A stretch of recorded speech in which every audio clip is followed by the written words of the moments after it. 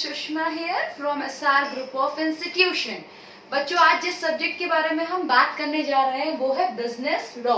Business law subject में जो topic आज हमें डिस्कस करना है वो है इंडियन कॉन्ट्रैक्ट एक्ट। तो ये जो कॉन्ट्रैक्ट वर्ड है ये हम सब ने कहीं ना कहीं सुना है। दो पार्टीज के बीच में कॉन्ट्रैक्ट होता है डिफरेंट रीजंस के लिए। किसी के लिए पार्टनरशिप के लिए होता है, किसी के लिए किसी और चीज के लिए होता है। सपोज किसी ने किसी से पैसे उधार लिए तो होता है, किसी को कोई चीज सेल करनी है तो एग्रीमेंट होता है या कॉन्ट्रैक्ट होता है। तो डिफरेंट पर्पस के लिए कॉन्ट्रैक्ट किए जाते हैं। बट क्वेश्चन ये आता है कि ये कॉन्ट्रैक्ट एक्ट है क्या, ये कब आया हमारी कंट्री में, ये होता क्या है और इसके एसेंशियल एलिमेंट हैं क्या। तो आज ये हम डिस्कस करेंगे। तो ये देखते हैं सबसे पहले कि इंडियन कॉन्ट्रैक्ट एक्ट कब आया है हमारी कंट्री में। तो आप जैसा कि व्हाइट बोर्ड पे देख रहे हो कि इंडियन कॉन्ट्रैक्ट एक्ट 1 सितंबर 1872 में आया है। ये बात आप जरूर याद रखिएगा कि इंडियन कॉन्ट्रैक्ट एक्ट कब आया, 1 सितंबर 1872 में। क्योंकि हम बिजनेस लॉ सब्जेक्ट की बात कर रहे हैं तो इस सब्जेक्ट में सेक्शन बहुत इंपॉर्टेंट होते हैं कि कौन सा टॉपिक किस सेक्शन में आया है। तो जिस टॉपिक की आज हम बात कर रहे हैं जो कि कॉन्ट्रैक्ट एक्ट है, तो कॉन्ट्रैक्ट एक्ट जो है वो सेक्शन 2H में आया था। एक एडवाइस मैं देना चाहूंगी और आप सभी को बच्चों कि जब भी आप सेक्शन लिखिए अपनी आंसर शीट में, जब भी आप सेक्शन लिखें तो उसको डिफरेंट स्केच पेन कलर से यूज कीजिए, नेवी ब्लू या ब्लैक स्केच पेन यूज कीजिए और क्लियरली मेंशन कीजिए ताकि इवैल्यूएटर जब आपकी कॉपी चेक करे तो उसे समझ में आए कि बच्चे को बिजनेस लॉ सब्जेक्ट का मतलब पता है, वो जानता है कि ये कॉन्ट्रैक्ट एक्ट किस सेक्शन में आया है। सेक्शन बहुत इंपॉर्टेंट है इस लॉ के सब्जेक्ट के लिए, तो ये आपको जरूर ध्यान रखना है। तो अब बात करते हैं कि इंडियन कॉन्ट्रैक्ट एक्ट होता क्या है।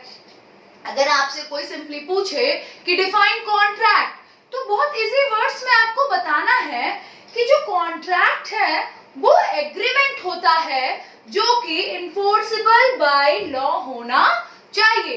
एक बार फिर से समझिएगा, कॉन्ट्रैक्ट एग्रीमेंट होता है जो कि जरूरी है, ये एसेंशियल है कि वो इन्फोर्सेबल बाय लॉ हो।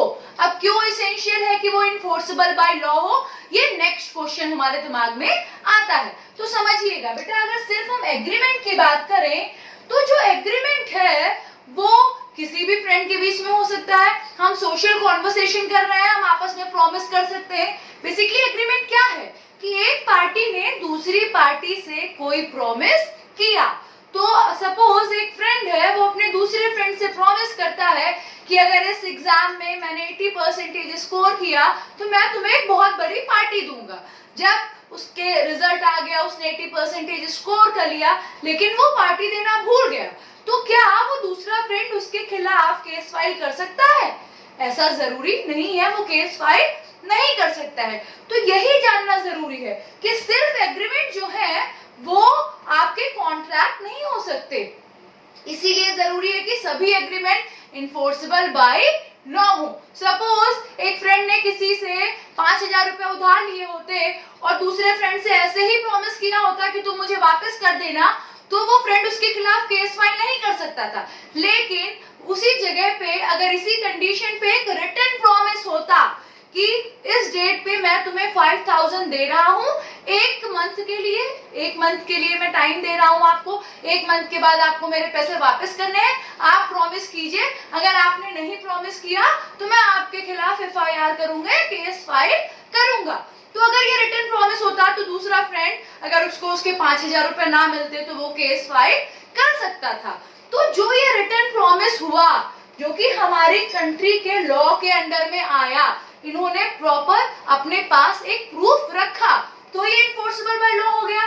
तो आप लोग ये समझिए कि इन्फोर्सेबल बाय लॉ क्या होता है। इन्फोर्सेबल बाय लॉ वो है जो हमारी कंट्री के लॉ के अकॉर्डिंग राइट है। तो ये आपको ध्यान रखना है कि जब भी आप एग्रीमेंट करें तो वो इन्फोर्सेबल बाय लॉ होने जरूरी है। आप बहुत कम शब्दों में, सिंपल शब्दों में समझिए। अगर डिफाइन करना हो, डिफाइन कॉन्ट्रैक्ट, तो आप क्या बताओगे? Contract is an agreement which is enforceable by law. समझ में आ गया? फिर से एक बार रिवाइज करते हैं। कॉन्ट्रैक्ट एक्ट कब आया? 1 सितंबर 1872 में आया है। इसे सेक्शन 2H में डिफाइन किया गया है। कॉन्ट्रैक्ट का फॉर्मूला होता है agreement plus enforceable by law. अब इसी चीज को अगर हमें डायग्राम फॉर्म में रिप्रेजेंट करना हो तो कैसे करेंगे? सपोज ये एक सर्कल एग्रीमेंट का है और ये इन्फोर्सेबल बाय लॉ का है। ये दोनों सर्कल जिस जगह पे मिल रहे हैं वो क्या बन रहा है? कॉन्ट्रैक्ट बन रहा है। यही हमने फॉर्मूला बनाया कि contract is equal to agreement plus enforceable by law. तो मैं उम्मीद करती हूं कि आज आपको ये समझ में आया होगा कि कॉन्ट्रैक्ट क्या होता है। नेक्स्ट लेक्चर में हम डिस्कस करेंगे essential element of a valid contract. Thank you.